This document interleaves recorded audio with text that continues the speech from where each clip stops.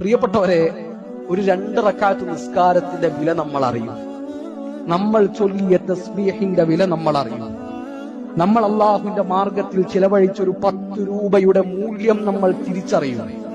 നമ്മൾ ഓതിയ ഖുർആനിന്റെ വരികളുടെ കൂലി എന്തായിരുന്നു, പ്രതിഫലം എന്തായിരുന്നു എന്ന് നമുക്ക് ബോധ്യപ്പെടും. എപ്പോഴറിയോ? നമുക്ക് തിരിച്ചു വരാൻ കഴിയാത്തൊരു സമയത്ത്, നമ്മൾ ഖബറിൽ കിടക്കുമ്പോൾ, ഇനിയൊരു മടക്കമില്ല എന്ന് നമുക്ക് ബോധ്യപ്പെടുമ്പോൾ, അന്ന് നമ്മൾ തിരിച്ചറിയും നന്മകളുടെ വില എന്താണ്. ഫമൻ യഅമൽ മിസ്ഖാല ദർറത്തിൻ ഖൈറൻ യറാ വമൻ യഅമൽ മിസ്ഖാല ദർറത്തിൻ ശർറൻ യറാ. അത് നമ്മൾ കാണുന്ന അല്ലാഹു പറഞ്ഞതാണ്.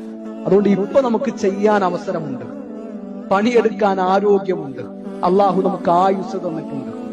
ഖബറിൽ കിടക്കുന്ന മനുഷ്യന്മാർക്കില്ലാത്തതും ഇപ്പോൾ ജീവിച്ചുകൊണ്ടിരിക്കുന്നവർക്കുള്ളതും സമയമാണ്.